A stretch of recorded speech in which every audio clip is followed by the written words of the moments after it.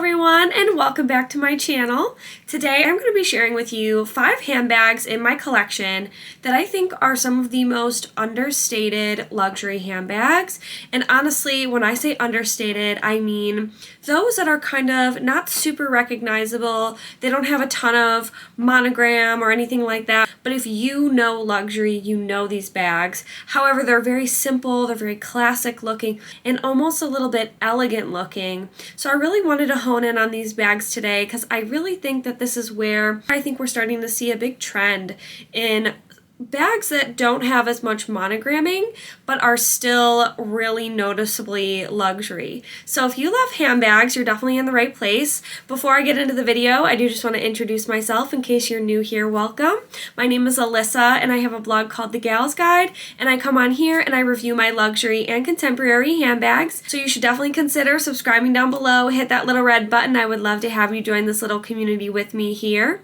And to my current subscribers, thank you so much for being here. I love chatting with you in the comments, and I just love that we share the same passion for handbags. So I'm really grateful for you all. Thank you so much for subscribing and liking. It means so much to me. So that being said, let's get into the video. So the first handbag I'm going to share with you is my Celine belt bag, and this is in the micro size. So this is the medium size. So this bag actually comes in a pico size, which is really, really small, a nano, which is like a mini size, and then the micro, and then it comes in a small, which is actually the biggest of them all. So this one is in the beautiful nude color, and it's just a breathtaking, cool toned beige. It does not have feet on the bottom, but it has this very distinguishable look with the belt feature. I love this bag. I carry this a lot to work. It's a very elegant looking bag in my opinion. I think Celine does a really great job at making understated bags, and I know now they have a lot of market kind of in their Celine monogram, like that Triumph kind of look, and I love that look. However, I think that this bag has really become a staple, similar to the luggage totes, where that's also equally as classic, equally as understated. I think that one is a little bit even more popular than this one, but I think this one has a really sleek look to it, and it will stand the test of time. As far as the way that it looks, I think it is becoming a classic, and I think without all the monogramming and things, it's one of those that you can just really keep recycling and repeating in your collection. And the thing I love about this bag is the cool toned neutral goes in all seasons. So it's not super warm where you would only really be able to wear it in the fall or summer. I think this color is just very much universal. It has a zipper on the back pocket. The only con that I really have with this bag is that it doesn't have an adjustable feature on the crossbody. I do typically wear this handheld, and you can kind of just put it under the crook of your arm. So I'll show you. This is what it looks like under the crook of your arm. It's just a really beautiful bag. Crossbody, it's a little bit long on me, but it still does what it needs to do. It's not like super long, but it's a little bit big to be worn a lot as a crossbody, but I do it anyway because I think it's really functional. The next bag is one of my absolute favorite bags, and this is the Mulberry Mini Seton bag, and I think that this bag has such a beautiful shape.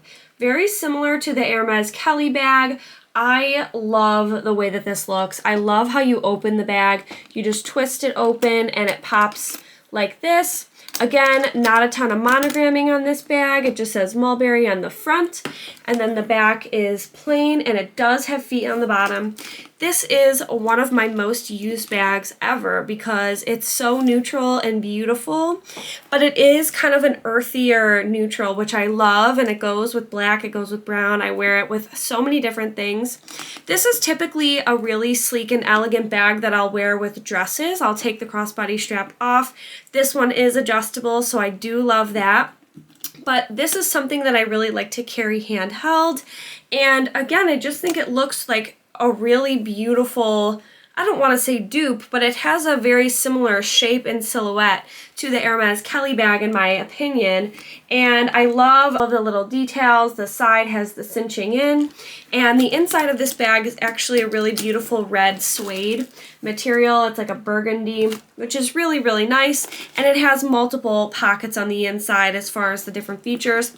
I do have a full review on this. I am probably going to end up doing an updated collection video for Mulberry because I just think they have such amazing bags and they're really great quality. The leather on this bag is a really beautiful pebbled leather. I believe it's a calfskin. So I think bags like this that are really kind of under the radar, and not a lot of people have this style. They did stop making this, which I think was not a great decision on their end. But I think that this is one that will really stand the test of time because it has that really heritage looking shape and model, and the leather is just absolutely breathtaking. Next up is my Chanel flap bag, and this is in the medium size. This bag is stunning. However, this is one that the logo is a little bit more understated. It's really not looking like every other Chanel bag out there.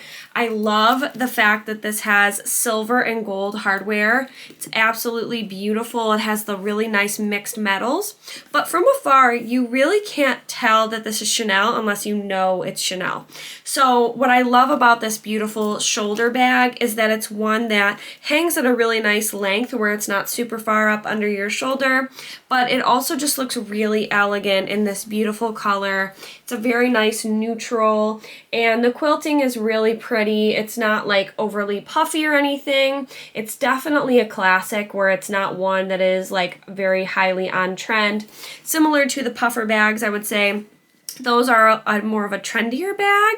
However, I love puffer bags, but this is something that I think will stand the test of time a little bit more. It's definitely a bag that is highly sought after. Chanel is always going to be one of those heritage brands that I think people really drool over.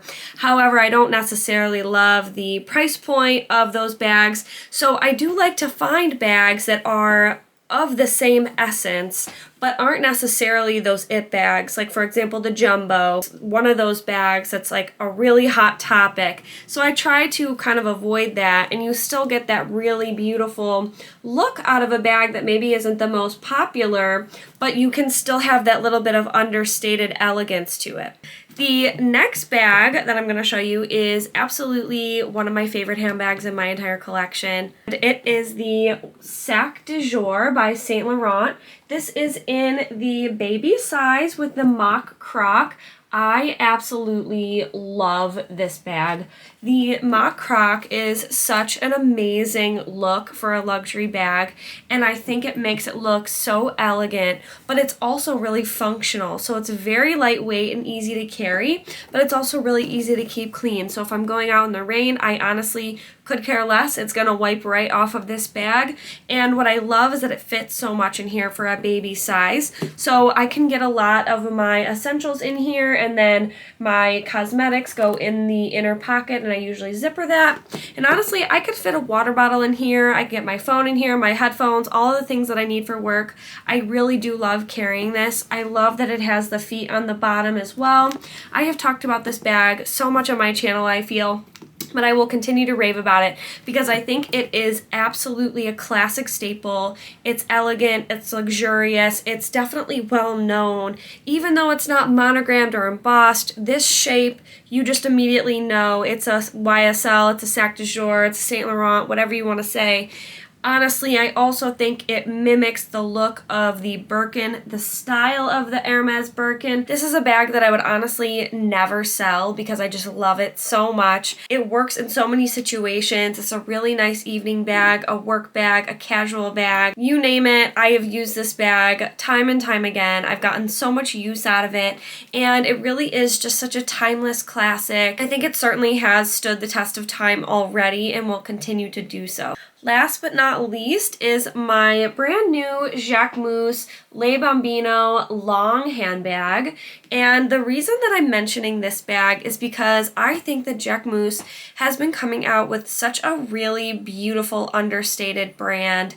And all of their bags are just really simple and understated. They don't have a lot going on, but what really speaks volumes for them is the material and the texture that they utilize. And also, I would say, similar to the other bags I've mentioned, the silhouette and the shape is what tells you, oh, that's Jacquemus. So this Le Bambino look is becoming a real statement classic for the brand. It has Jacquemus here written in gold. I love the simplicity of it. I love that the shape is just really squared off and structured. And it's such a cute shoulder bag. I'm going to show you this on my shoulder.